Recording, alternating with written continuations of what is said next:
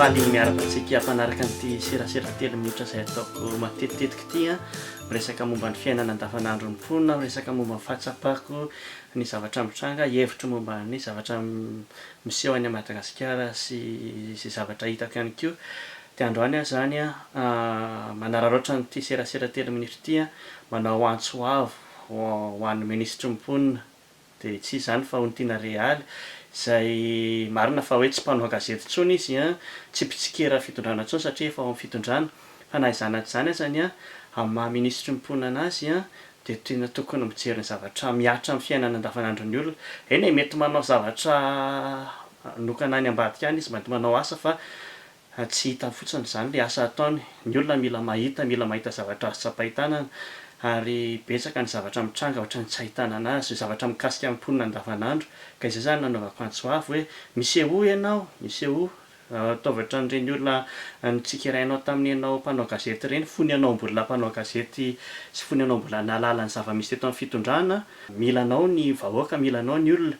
Jereo fotsiny izao reny horohorontany ireny, na hoe tsy nisy arany a fa sy mbala ny olona naratra sy ny olona maty a, dia ny fanaon'ny olona any amin'ny tany misy ministra ny mponina, dia ministra ndasa midodidody manontany hoe nanahoana nareo, misy mandeha araka ny tokony ho izy daholo ve ny rehetrarehetra, fa ny antsika aloha tsy hita.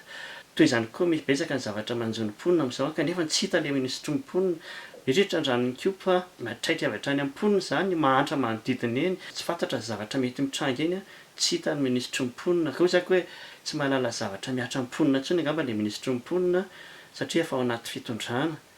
Marina fa hoe tsy mpanao gazety intsony ianao kanefa ny fahalalana nitovizany any amin'ny fianarana fanaovana gazety sy fahalalana nitovizany tamin'ny fanaovana gazety a tokony tsy verina dia hoe lasa ministra mponina arany. Fahaizana miditra zany tsy tokony very. Tsy fantatra aloha na misy fanasana ati-doha be mihitsy ao amin'ny fitondrana ka mahatonga anao hoe very ilay zavatra nitovizinao tany aloha. Fa raha ohatra ka mbola tsy verany dia mbola azonao ampiarina na dia efa ministra ary ianao. Izay tsy miteny hoe mitsikera ny fitondrana satria tsy azonao atao zany a, mamy ihany ny seza ka aleo tsy mitsikera fitondrana. Kanefa kosa ny zavatra rehetra maha olona tahaka ilay nitomanizanao tany atsimo ireny a, mbola betsaka ny zavatra mampitomany, tokony mbola mitomany n'aiza n'aiza ianao satria betsaka mihitsy ny zavatra manjo ny mponina amin'izao fotoana izao amin'ny maha ministra mponina anao fotsiny. Izay zany zavatra mahafangatahako a, raha ohatra ka maheno ilay ministra mponina dia miandry anao ny mponina.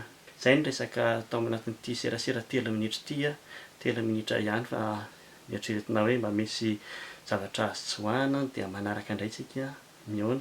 Manala baraka ny vahoaka malagasy raha ireny ny ministra eto Madagasikara. Azadino ilay manindry an'ilay subscribe na s'abonner. Veloma daholo.